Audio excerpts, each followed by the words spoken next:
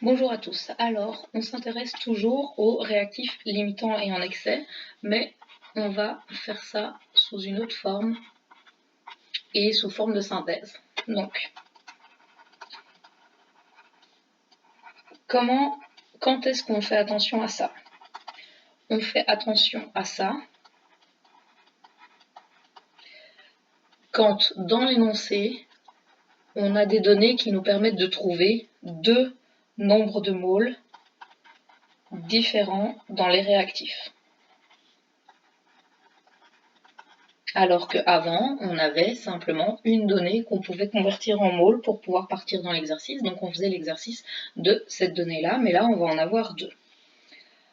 Alors, reprenons un exemple avec les 4 œufs et les 500 g de farine qui nous permettent de faire 30 crêpes.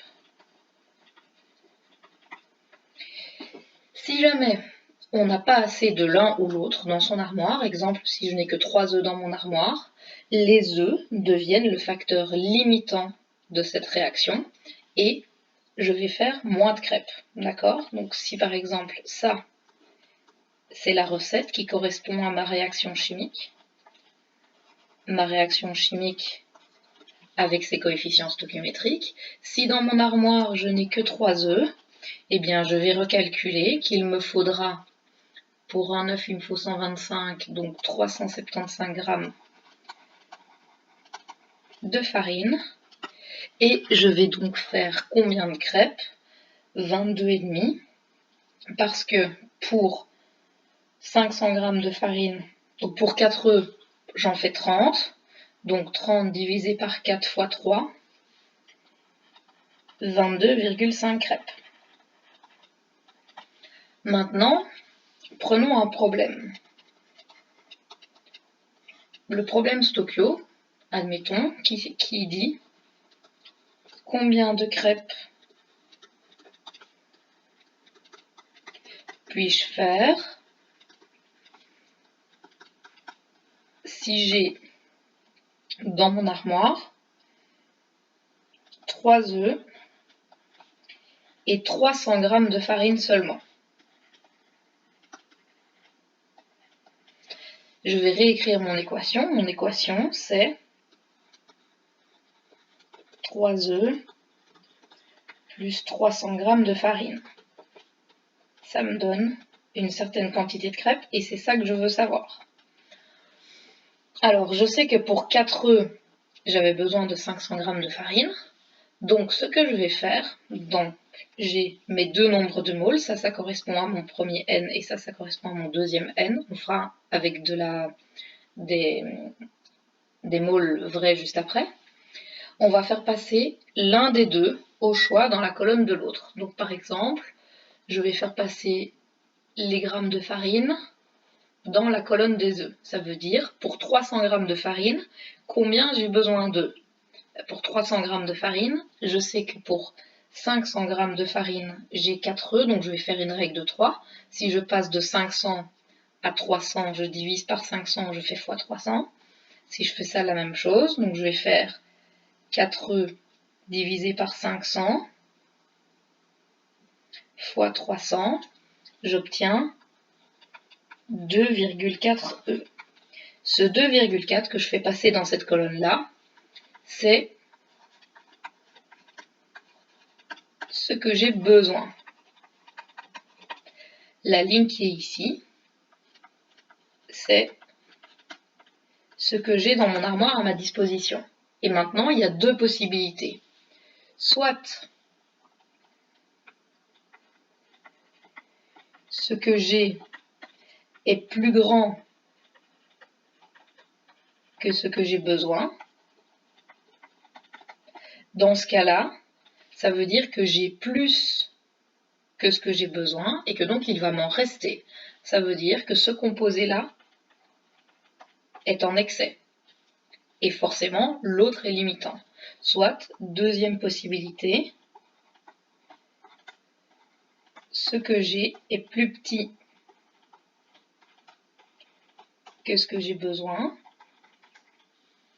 Et dans ce cas-là, ça veut dire que ce composé est le composé limitant. Et alors,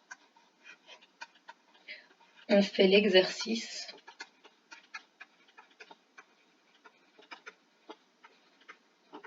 avec le nombre de moles du composé qui est limitant.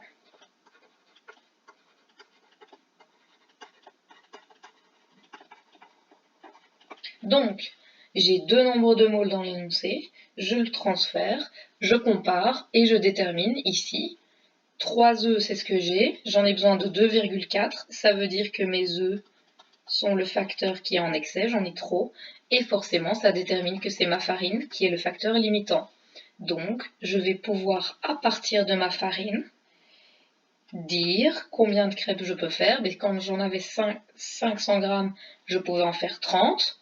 Donc pour savoir combien de crêpes je vais pouvoir faire, je vais faire 30 crêpes divisé par 500 fois 300. Et ça donne 18 crêpes.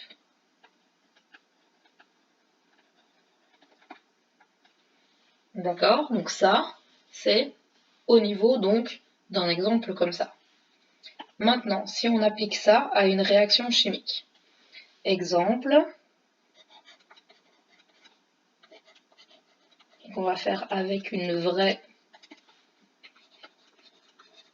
réaction. Exemple, quelle quantité de NH3 peut-on fabriquer avec 20 g de N2 et 30 g de H2. Donc, les étapes sont toujours les mêmes.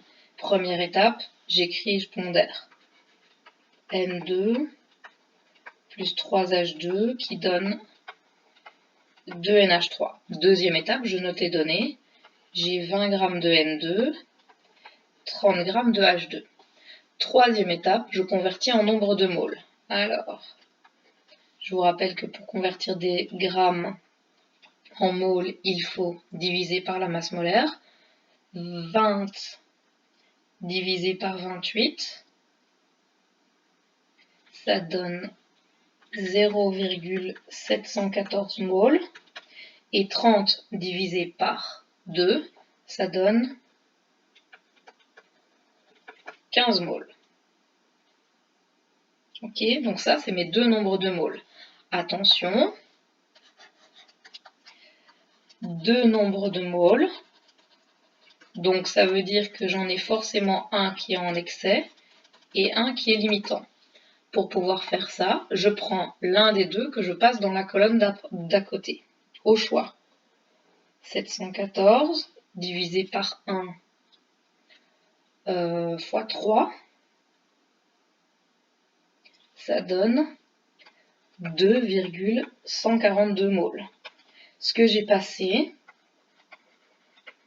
c'est ce que j'ai besoin. Ce que j'avais à la base, mes 15 moles, c'est ce que j'ai à disposition. On a deux possibilités. Ce que j'ai est plus petit que ce que j'ai besoin, ou ce que j'ai est plus grand que ce que j'ai besoin. J'ai 15 moles et il m'en faut 2,142. Alors si vous ne le voyez pas immédiatement, vous transformez ça en euros. J'ai 15 euros et j'ai besoin de 2,142 euros pour pouvoir m'acheter un pain. Donc j'en ai assez, j'en ai même trop. Donc le H2 est l'élément qui est en excès et le N2 est l'élément qui est limitant. Et qu'est-ce qu'on sait? Qu'on va faire le calcul avec l'élément qui est limitant. Donc je vais transférer le 0,714 dans la colonne du NH3 fois 2 et j'obtiens 1,428 moles de NH3. La masse molaire c'est 17, on voulait une quantité, donc on multiplie encore par 17 pour obtenir 24,276 grammes. Et ça, c'est ma réponse. Alors, une toute petite astuce et une remarque. moi, donc vous imaginez que je n'ai pas fait la partie entre les deux lignes. Donc j'ai 0,714 moles de ce côté-là et 15 moles de ce côté-là. Moi, j'ai pris le 0,714 que j'ai fait passer de là pour trouver que celui-là est en excès. Mais vous pouvez aussi faire l'inverse. Je peux prendre 15 moles, le diviser par 3, ça me donne 5 moles. Ce que je fais passer, c'est ce que j'ai besoin. Ce qui était là, c'est ce que j'ai. Je compare, j'ai besoin de 5 €, mais je n'en ai que 0,714. Eh bien, ça me fait dire que c'est ce facteur-ci qui est le facteur limitant. Donc vous arrivez exactement à la même conclusion. La conclusion, c'est que le facteur limitant est le N2 et que je vais donc partir avec mon 0,714 pour trouver la quantité de NH3. Que vous le fassiez dans un sens ou dans l'autre, ça ne sert à rien de le faire 2 fois, vous le faites une fois. Donc, si on essaye de résumer tout ça, un problème Stokio, c'est toujours 5 étapes. Étape 1, écrire et pondérer.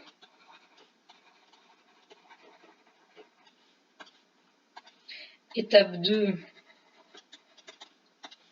noter les données et les inconnus qu'on cherche. Étape 3, convertir en nombre de moles.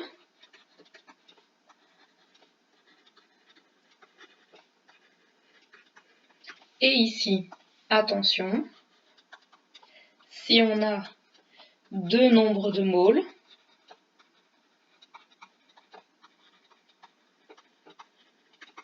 dans les réactifs, on va devoir déterminer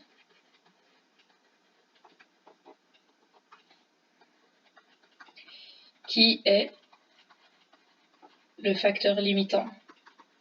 Comment est-ce qu'on fait ça? Eh bien, on croise et on compare ce qu'on a et ce qu'on a besoin. Ensuite, l'étape 4,